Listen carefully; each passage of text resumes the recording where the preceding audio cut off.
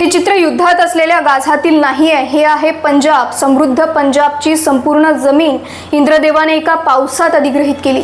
30 लोकांनी आपला जीव गमावला। 1000 पेक्षा जास्त गावे पाण्याखाली गेलीत। 3 लाख एकर जमिनीवरील शेती वाया गेली। लाखो लोक बेघर झालेत। हिमाचल प्रदेश, उत्तराखंड, जम्मू आणि काश्मीर या 3 राज्यात एकाच वर्षात 500 लोकांनी आपला जीव गमावला।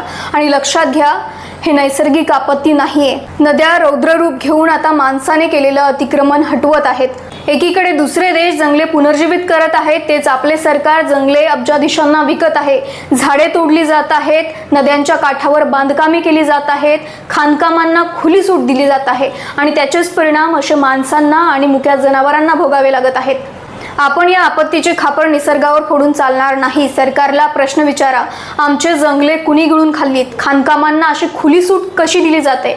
नदीच्या काठावर बांधकामासाठी खुली सूट कशी दिली जाते? नाहीतर एक दिवस अशा प्रलयात आपण सुद्धा वाहून जाऊ आणि प्रश्न विचारायला कुणीच नसेल।